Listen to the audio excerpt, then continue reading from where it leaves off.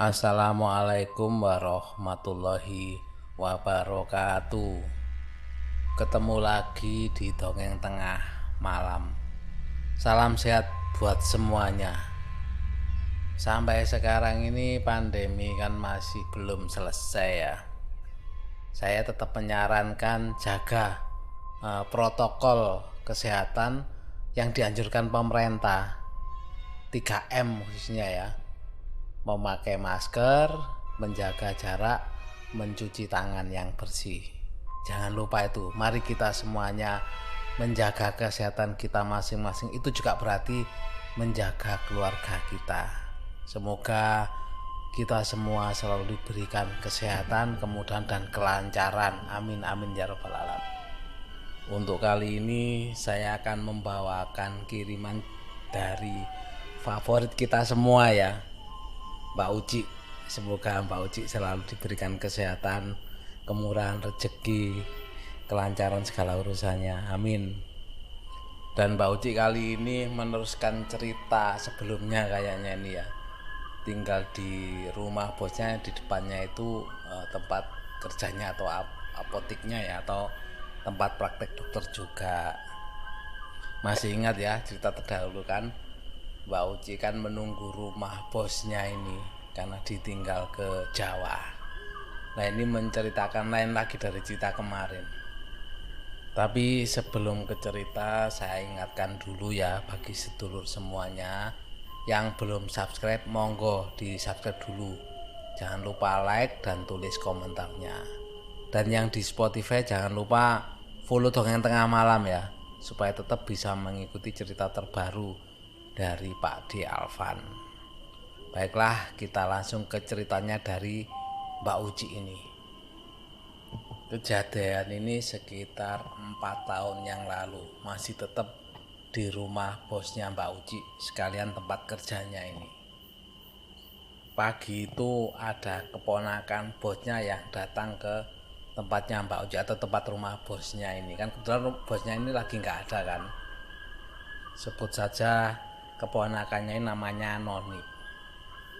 Pagi itu Noni datang ke tempatnya Mbak Uci ini berencana untuk meminjam foto almarhum bapak atau suaminya bosnya ini. Memang untuk suatu keperluan, dan itu sudah mendapat izin dari mama. Karena sudah mendapat izin ya, Mbak Uci pun meminta tolong ke temannya untuk mengambil foto yang tergantung di dinding ruang tamu tersebut. Sebut saja Afid. Tapi Afid ini nggak mau, alasannya takut. Karena nggak mau, mencobalah minta tolong yang lainnya. Ternyata teman-teman yang lain juga nggak ada yang berani untuk mengambil foto tersebut di dinding ruang tamu itu. Karena udah minta tolong ke teman, nggak ada yang berani untuk mengambil. Ya sudah, akhirnya Mbak Uci pun terpaksa lah mengambil sendiri fotonya bapak yang ada di dinding itu. Kemudian langsung dikasihkan ke Noni. Tapi Mbak Uci juga pesen sama Noni untuk tidak lama-lama lah meminjam foto itu. Karena ya khawatir, karena dipinjam ya khawatir rusak atau apa gitu. Nggak punya pikiran apa-apa sih pada waktu itu Mbak Uci ini. Cuma supaya nggak terjadi apa-apa aja terhadap foto yang dipinjamnya itu. Dan Noni pun mengiyakan, bahkan berjanji kalau besok pagi itu akan langsung dikembalikan. Ya sudah, dilepaslah sama Mbak Uci. Sampai keesokan harinya ternyata foto itu masih belum juga dikembalikan. 1-2 hari ditunggu, bahkan sampai 5 hari foto itu belum juga dikembalikan sama Noni. Karena belum juga dikembalikan, gak tahu kenapa Mbak Uci ini hatinya mulai gak tenang. Hatinya itu mulai gelisah dan merasa gak nyaman. Bahkan Mbak Uci merasa bulu kuduknya itu sering merinding. Sampai hari ke-6 malam itu teman-temannya itu lagi berkumpul di ruang peracikan ya, di apotek itu. Ada Afid, Niki, Yuni, Mbak Ati. Sedangkan Mbak Oci ada di depan melayani pasien. Tiba-tiba keempat temannya itu berteriak dan berlarian ke depan. Otomatis Mbak Oci ya kaget lah dan bertanya, ada apa ini, ada apa? Mbak Ati yang lagi hamil tua itu mukanya sudah pucat pasi. Demikian juga dengan Yuni, mukanya itu pucat dan badannya itu gemetar. Melihat itu pun Mbak Oci juga heran, ada apa dengan mereka ini.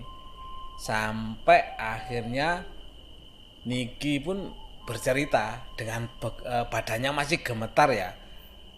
Kalau mereka tadi itu melihat ada kain putih melayang dari depan kamarnya Mbak Oci yang dipakai tidur menuju ke arah ruang tamu. Mbak Oci mendengar cerita dari Niki itu juga kaget dan teman-temannya meminta Mbak Oci untuk mengecek. Bahkan mereka itu sampai menarik tangannya Mbak Oci untuk melihat ke ruang tamu. Karena dipaksa, Mbak Oci pun akhirnya menurutilah permintaan teman-temannya ini. Lah, pada saat Mbak Oci masih mau menuju ke ruang tamu dan melewati ruang peracikan, tiba-tiba Mbak Oci itu bener melihat kain putih tipis itu melayang dari ruang tamu itu menuju ke samping kamarnya Mbak Oci yang tembus dengan pintu warungnya Ibu Jawa itu ya. Melihat itu, Mbak Oci dan teman-temannya pun kaget dan serentak balik badan berlari ke depan. Bahkan ya, mereka itu saking gopohnya itu ya, sampai saling dorong-dorongan dan sampai namanya Mbak Ati itu mau pingsan saking takutnya. Apalagi dia kan lagi hamil tua ya. Mbak Ati langsung menangis karena ketakutan. Dan mereka semua pun gak ada yang berani balik ke tempat peracikan. Nah, terus gimana tentang pekerjaan yang harus diselesaikan di ruang peracikan? Karena mereka semua akhirnya takut untuk ke tempat ruang peracikan tersebut. Karena pintunya kan masih terbuka. Jadi pintu yang ke arah rumah atau tepatnya di depan kamarnya Mbak Oci kan masih terbuka. Makanya mereka nggak ada yang berani ke ruang peracikan tersebut. Ya karena nggak ada yang berani, akhirnya mau nggak mau Mbak Oci lah yang harus memberanikan diri ke ruang racikan tersebut ya untuk menutup dan mengunci pintu tersebut. Setelah pintu dikunci, barulah teman-temannya Mbak Oci ini berani kembali ke ruang peracikan untuk melanjutkan pekerjaannya lagi. Setelah mereka semua masuk ke ruang peracikan itu ya, duduk untuk melanjutkan pekerjaannya. Sebenarnya baru saja teman-temannya duduk membelakangi pintu ya. Sementara Mbak Oci ini kan berdiri di seberangnya. Tiba-tiba mereka itu mendengar dan melihat bahwa dari gagang pintu itu gagangnya itu bergerak-gerak sendiri. Seakan-akan ada yang membukanya dari dalam seperti mau dibuka paksa gitulah. Melihat itu, mereka pun ya saling berpandangan. Kemudian Niki berteriak-teriak, "Hafid mana?" Katanya sambil melihat sekeliling yang ada di situ ya. Mbak Oci pun ikut menengok ke kanan kiri ya mencari keberadaan Hafid ini. Tapi ternyata Hafid nggak ada di tempat. Jadi di situ nggak ada Hafid.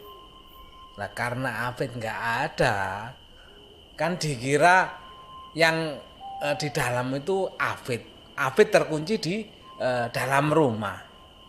Kemudian Niki pun berteriak memanggil-manggil, "Hafid, itu kamu kah? Jangan bikin takut ya." Setelah berkata itu lama ditunggu, tapi nggak ada jawaban dari dalam. Setelah nggak ada jawaban, tiba-tiba Mbak Ati inget. Kalau tadi waktu semua lari ke depan itu, Hafid itu pergi keluar untuk membeli makanan. Loh, Afid kan keluar beli makan buat kita, Mbak, kata Mbak Ati.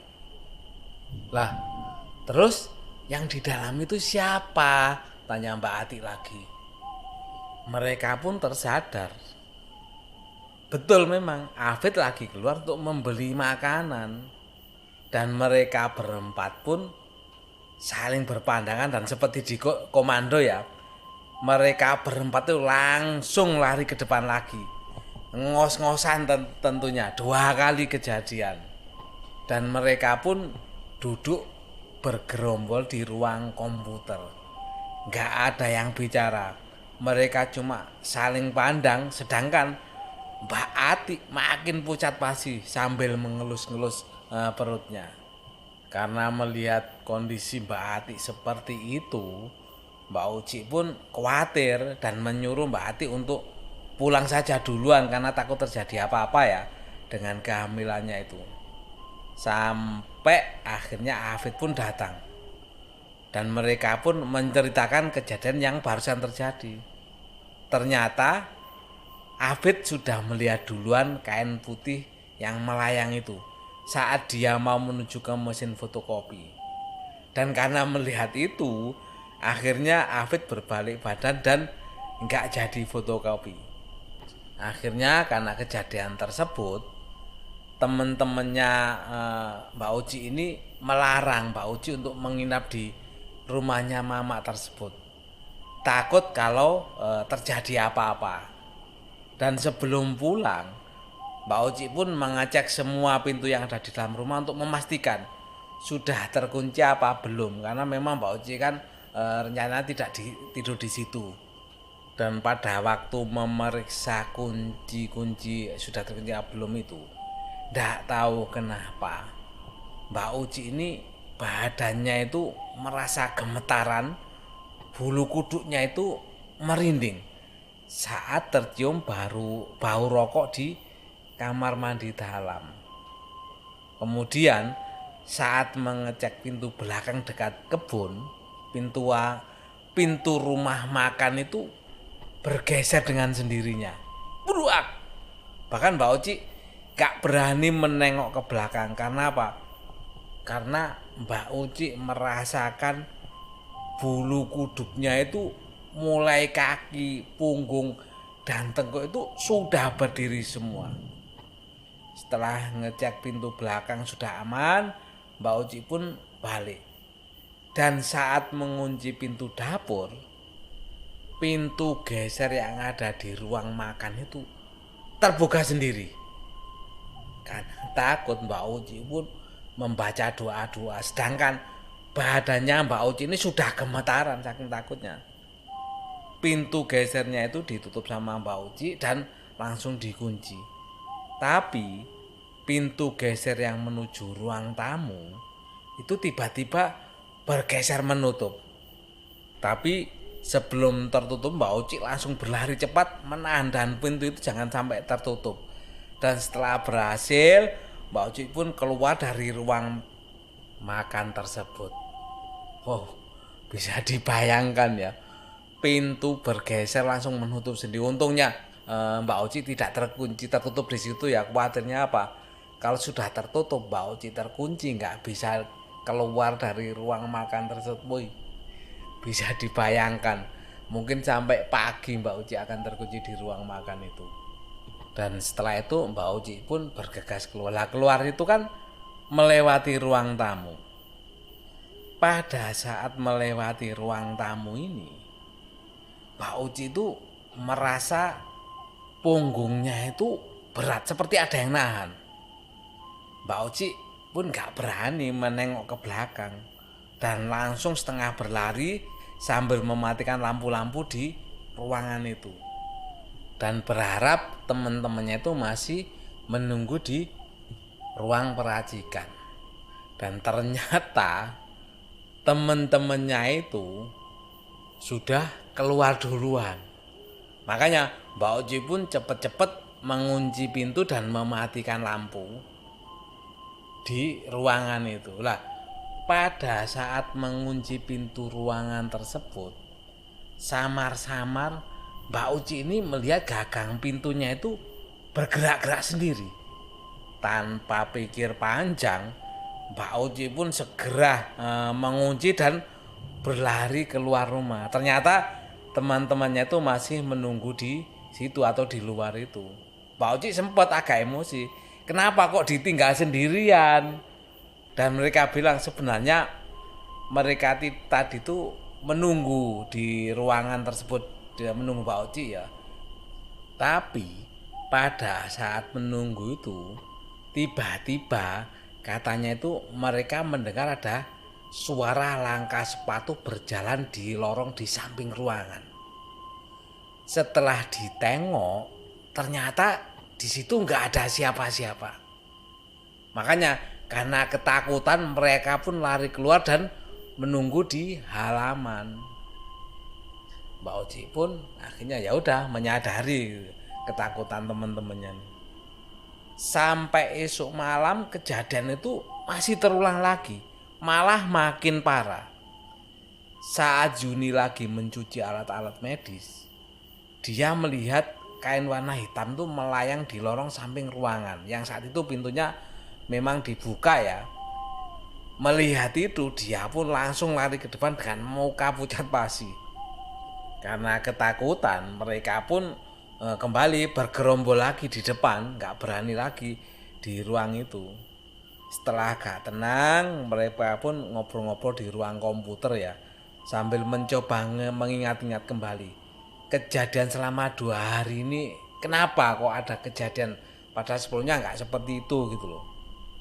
Kemudian Mbak Uci pun ingat kalau fotonya bapak suaminya mama ya, bosnya itu kan masih dipinjam sama Noni dan belum dikembalikan. Apa mungkin karena foto itu ya? Makanya Mbak Uci langsung menelpon mama dan menceritakan kejadian yang mereka alami. Setelah mendengar cerita dari Mbak Uci melalui telepon ya, ternyata mama pun paham dan malah tertawa kecil sambil bilang, kalian dikerjain bapak ya, biar saya telepon Noni supaya besok fotonya segera dikembalikan. Dan ternyata benar, sejak fotonya beliau dikembalikan dan dipasang kembali tempatnya, itu gak ada lagi kejadian yang aneh-aneh. Walaupun gak ada lagi kejadian yang aneh-aneh ya, Mbak Uci pun sudah nggak mau lagi tidur di rumahnya mama. Apalagi sejak Abah kan suami ibu warung yang tinggal di rumah sebelah itu ya. Sejak Abah meninggal, Mbak Uci semakin nggak berani untuk tidur di rumah mama atau di rumah bosnya ini. Itu tadi lanjutan kisah atau cerita yang dialami Mbak Uci ya. Tapi katanya Mbak Uci sebenarnya masih banyak kejadian yang lain. Insya Allah katanya Mbak Uci mau diceritakan lagi. Wow, bukan main pengalaman dari Mbak Uci ini. Bener-bener saya nggak salah mengatakan kalau Mbak Uci ini superwoman-nya di tengah malam ini ya, karena betul-betul berani. Terima kasih Mbak Uci telah berbagi cerita pengalaman Mbak Uci ya, dan ditunggu cerita atau pengalaman berikutnya. Sekali lagi terima kasih Mbak Uci atas kiriman ceritanya. Dan bagi sedulur dongeng tengah malam yang mau berbagi cerita ya, bisa melalui email. Emailnya dongengtengahmalam@gmail.com. Monggo bisa dikirim di alamat email tersebut. Dan tidak lupa saya ucapkan terima kasih juga kepada semua pendengar setia Dongeng Tengah Malam. Mudah-mudahan kalian semua bisa terhibur dengan cerita yang dibawakan Pak D ini. Dan sebelum saya akhiri, saya ingatkan lagi yang belum subscribe, monggo di subscribe dulu. Yang di Spotify, monggo di follow dulu Dongeng Tengah Malam. Sekali lagi saya sampaikan terima kasih buat semuanya. Dan saya akhiri, wassalamualaikum warahmatullahi wabarakatuh.